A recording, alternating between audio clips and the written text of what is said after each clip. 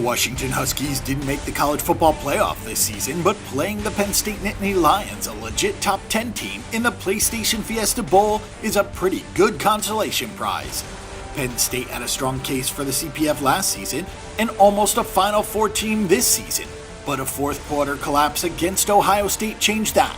Despite the loss of offensive coordinator Joe Moorhead, whose arrival transformed Penn State from a good team to a great team, the Nittany Lions are still a short favorite of a couple of points for this trip to Arizona, with a total in the mid-50s.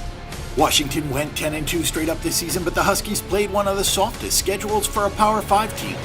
The non-conference featured Rutgers, Montana, and Fresno State. The Huskies avoided USC, got Washington State at home, and also missed out on Arizona and Khalil Tate. Washington was favored in every game and favored by double digits in 10 of them en route to a 7-5 against the spread record.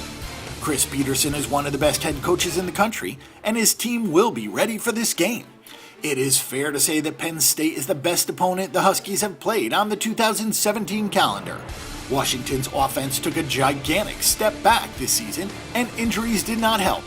Jake Browning still completed 68.8% of his passes and posted an 18-5 touchdown interception ratio. He threw 43 touchdowns against 9 picks last year and threw for 3,430 yards. Myles Gaskin crossed 1,000 yards again and had more yards per carry and more touchdowns. So the Huskies focused on the run, which made a lot of sense given their injuries and losses. Star wide receiver John Ross was lost to the NFL draft. Third leading receiver Chico McClatcher was lost early to a season-ending leg injury. Standout freshman tight end Hunter Bryant only caught 22 passes before he was lost to a season-ending injury as well. Offensive coordinator Jonathan Smith is another big loss going into this game. Smith took the head coaching job at Oregon State, and that is a significant deal in this matchup. The Huskies made up for their weakened offense by playing suffocating defense. The Huskies only allowed 4.2 yards per play, which was up there with Alabama and Clemson. The Huskies had some players to replace, including top cornerback Kevin King and top tackler Budda Baker, but were no worse for the wear. They allowed just 2.6 yards per carry, which should make for a fun chess match between the Huskies defense and superstar running back Saquon Barkley. The pass defense allowed 63.8% completion rate, but allowed less than 6 yards per pass attempt. This is the third straight season that Washington has held the opposition to less than 5 yards per play. The Penn State Nittany Lions also went 10-2 straight up, but they were one game better at 8-4 against the spread. After the loss to Ohio State, Penn State didn't cover again until blowing out Maryland in the finale. The Penn State offense probably won't look too different without Joe Moorhead, but that is a significant loss for this program going forward. Penn State averaged 6.6 yards per play this season and scored nearly 42 points per game.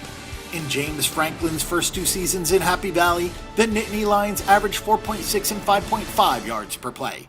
Under Moorhead, who was hired before the 2016 season, Penn State had 6.5 and 6.6 yards per play.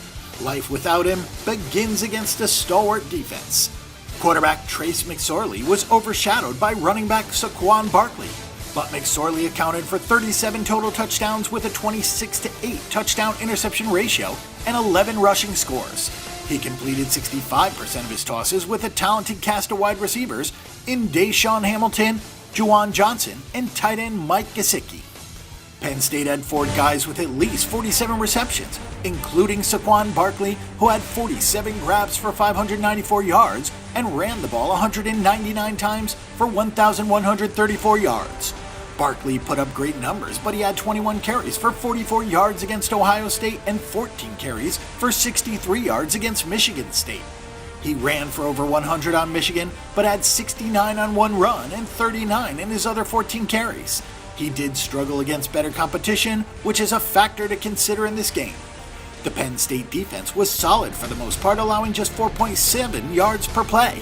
Ohio State moved the ball really well in that huge game, and the Nittany Lions struggled to stop Michigan State and Nebraska later on in the season.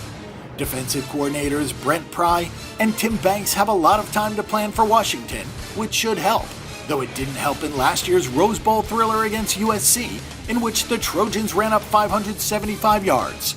Maybe it just took James Franklin some time to build the program up after the losses of scholarships and the fallout from the Joe Paterno sanctions, but this was a 7-6 team in both 2014 and 15. Things had taken a turn with the Joe Moorhead offense, and the defense has been solid throughout, but it wasn't enough in the first 2 seasons.